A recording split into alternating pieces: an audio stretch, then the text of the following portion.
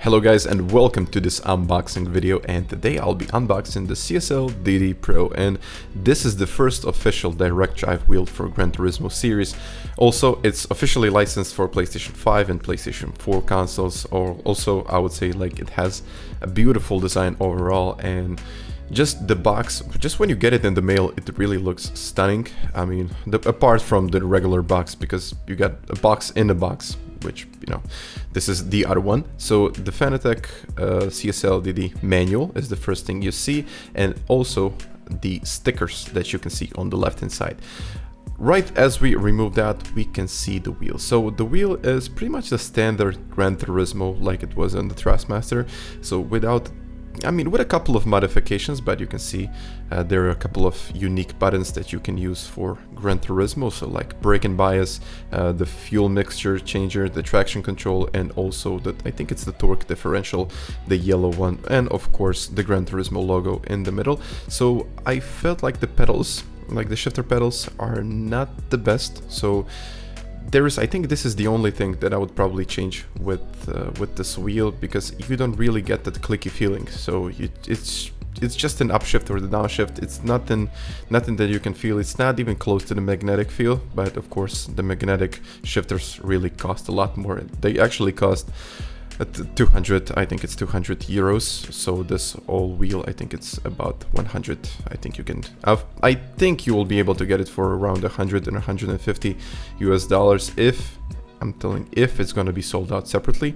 But the other things we have is the cable box. So in the cable box you got the adapter for the US plug and the EU plugs, so you don't have to be worried about you're not going to get the best. So you can see me having a look at the US one. So you got your charger, then you have adapters, so you really don't have to worry about anything except for the bolts. So you don't get bolts for installing it into your rig, so you only have your mounting, and you just have to buy a few bolts separately, which I don't know why they did this, but they could have included like 4 more bolts. It's not a big deal, it doesn't cost a lot of money, but it just would made my life a lot easier. But good thing is that I got a lot of bolts in my home, so I just used what I had. But it would be nice to get something official, and maybe something, you know, something that's really gonna make a lot of difference in the end. So the other thing here is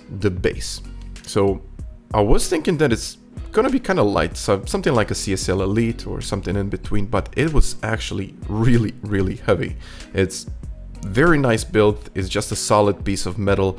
There are a couple of things that I would slightly change, like a couple of things with the design. I would probably keep it to be like the CSL DD. So, but I know they decided to change the design a bit from CSL DD to CSL DD Pro, and I think the overall quality of the build is very good.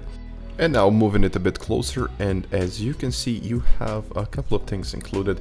I pointed out a couple of things. So it's the first direct drive wheelbase is the wheelbase for Gran Turismo DD Pro. Pedals are 2 set pedals, which I haven't been using because I'm gonna be using my V3s. You got a table clamp.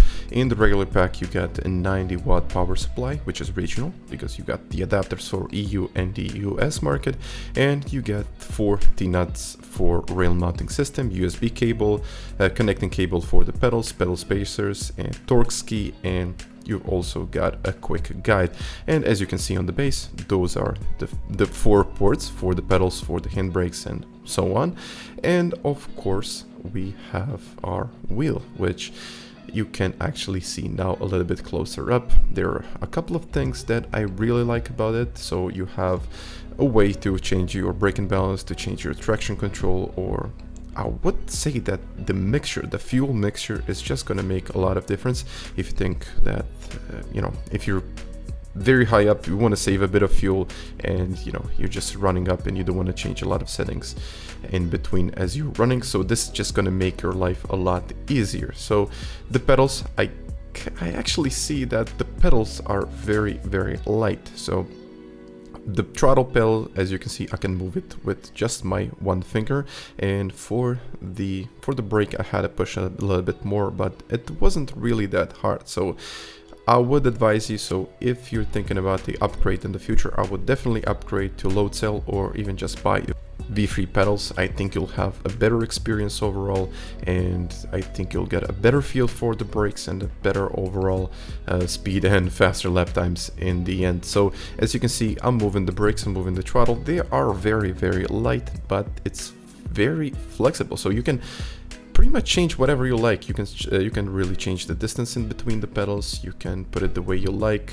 I mean, it's not so difficult to change, so I will probably keep this pedal set as some kind of a backup if my V3s are, you know, my freeze, I don't know, something happens to my V3s. But overall, I would say the V3s are much better, and if you want to upgrade in the future, I would say go with the V3s, or, you know, even if you're on PC, just go get something even better than that. I think just an upgrade from this pedal set is just going to make a lot of difference. Or, as I said before, you can just buy a load cell kit, which is I think around $150 and you'll get a better, I mean much better feel for the brake, and overall your experience will be much better. And I even put my old CSL Elite wheelbase to my new CSL DD Pro side by side, so you can actually see the difference between them. So I do believe that the Gran Turismo wheel could be a little bit bigger, because the diameter is not really where I want it to be. Plus I would probably change the pedal shifters and, you know, maybe a couple more things, but in general it was a pretty good wheel, and I think I'm gonna have a lot of fun with it in the future. So I decided to give it a go, just try a couple of laps. But the first thing I noticed, that I was kind of struggling to put, you know, just the transition from the old CSL Elite settings to the new CSL DD Pro settings. So I was kind of trying to get my, you know, just trying to make my way around the track, really finding where I should be getting a little bit more information, where I should be putting the force feedback up there, or maybe I should lower it down a bit. So I have to say that I'm not using the full torque of the wheel, and I didn't buy a boost kit. So if you think my settings are light, feel free to buy a boost kit. I know my settings are a little bit lighter than they're supposed to be, but this is the way I like it, and this is the way I drive. But the other thing is consistency. So you can see the times on the right hand side, they just became a lot more consistent. So with the CSL Elite, I was doing okay. I was always in the top split, always, you know, improving in the top split, always doing some very good lap times, but I was just getting so much more consistency. You can see 38.4, 38.4, 38.7. That was a mistake in there. I think I hit the fence there, but 38.5 once again. So I think in the future it's going to be easier for me to get better lap times, or it's going to take much less time than it did right now. So the 38.224 actually that I set with my CSL Elite, that's what I did in about, what, 2.5 hours, maybe even 3 hours of driving. But I just, you know, I just got on this. So basically I was spending maybe a half an hour of this, and I was able to get a 38.3. So this clearly shows you that even though it's a new wheelbase, even though I haven't fully got into it, I'm not understanding it yet as I'm understanding the CSL Elite wheelbase, I was getting a very good lap times. So I was getting, maybe even in some sectors I was even getting some better lap times. So sector times were better than the actual one that I did with the CSL Elite. So just, I think I need to spend at least a couple more days, or, you know, the time will tell. But in general, spending a lot more time and spending that overall quality time with the wheel and the wheelbase is really gonna make a difference.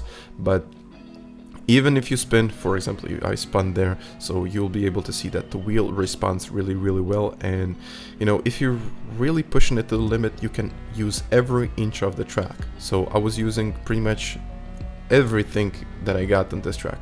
So it just gives you that overall confidence, and you get, you know, you actually get a bit more confidence than on CSL Elite wheelbase or the other bases that you've used. For example, I was trying the CSL DD, and there is literally no difference between the CSL DD and the CSL DD Pro. So I'm talking about the expensive one, and also I'm talking about the regular ordinary one. But for the ones out there that really like a lot of that force feedback, this may not be enough. So you might want to give yourself a little bit of that extra edge and go for the boost kit, or maybe even upgrade to the more expensive DD1 or DD2, but that's totally up to you. I'm okay with this. I'm probably going to be sticking with this for a while, but yeah guys, if you like this video, please smash that like button, and you can even subscribe to the channel. Thank you once again for watching, and I'll catch you guys next time. Bye.